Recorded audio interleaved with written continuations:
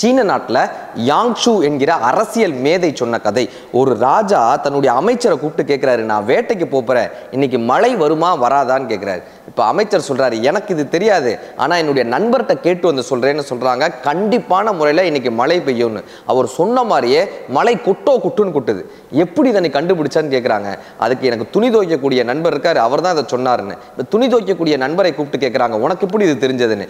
என்னுடைய கழுதை காதை இப்படி விடைத்து கொண்டு இருந்தால், காதை நீட்டி கொண்டு இருந்தால் அன்றைக்கு மழை பெய்யும்னு அர்த்தம், காதை மடக்கி இருந்தால் மழை பெய்யாதுன்னு அர்த்தம். இது எனக்கு கழுதை கற்றுக் கொடுத்ததுன்னு. இதை கேட்ட ராஜா அமைச்சர்களை பதவியிலிருந்து விலக்கி சில கழுதைகளை பணியமர்த்தினார்.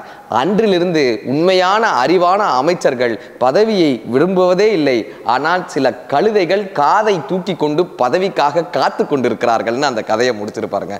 அறிவானவர்கள் பதவியை விரும்புவதில்லை, தனது தகுதியை வளர்த்து கொள்வதன் மூலமாக பதவி அவர்களிடம் தானாய் வந்தடைகிறது.